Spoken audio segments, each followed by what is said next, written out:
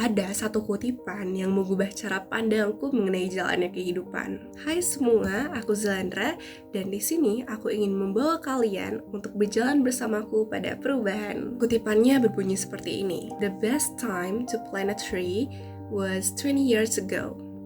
And the second best time is now. Kutipan ini tidak bisa pergi dari benakku sedari awal aku mendengarnya. Banyak sekali makna yang bisa kita petik dari kata-kata ini.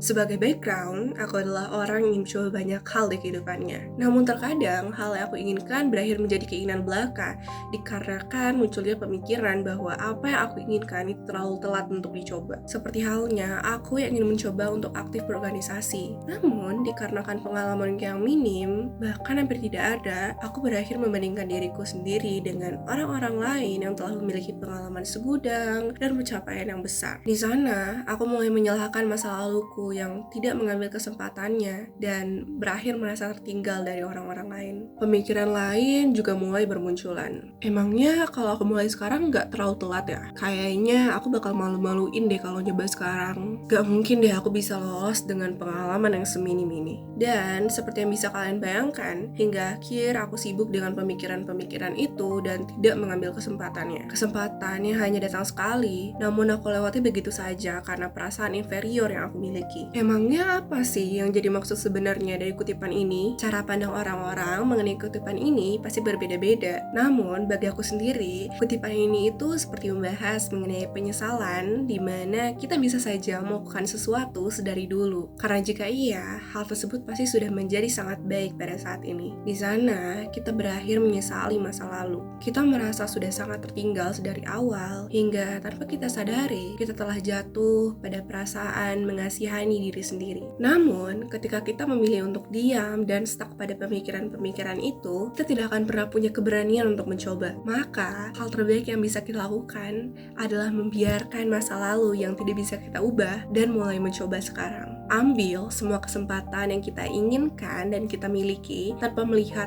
apakah kita telah memiliki pengalaman yang besar atau tidak. Cobalah dulu dan belajar seiring berjalannya waktu. Hingga akhirnya, pada awal tahun aku menjadi mahasiswa ini, aku mendaftarkan diriku pada organisasi yang aku rasa dapat mengembangkan potensi yang aku miliki. Jujur saja, awalnya aku merasa sangat kurang dalam menjalankannya. Tapi, yang menjadi fokus utama aku di sini bukanlah ketidaksempurnaannya, melainkan keberanian diriku untuk mencoba. Tapi, hasil yang aku dapat mengejutkanku. Aku berhasil lolos menjadi bagian dari organisasi tersebut. Hingga bahkan pada akhir tahun ini, aku juga berhasil mendapatkan penghargaan Magang of the Year dari departemen yang aku naungi.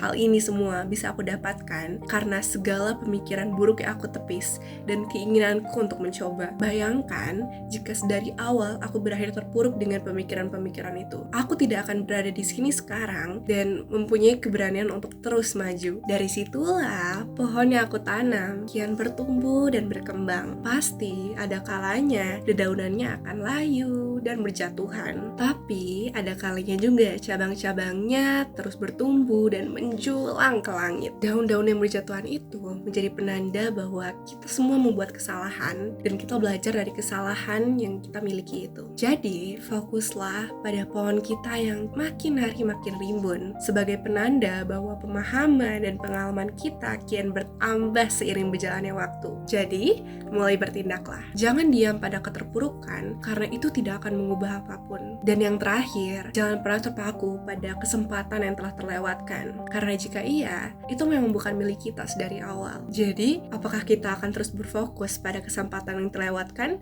atau semua yang ada di depan kita?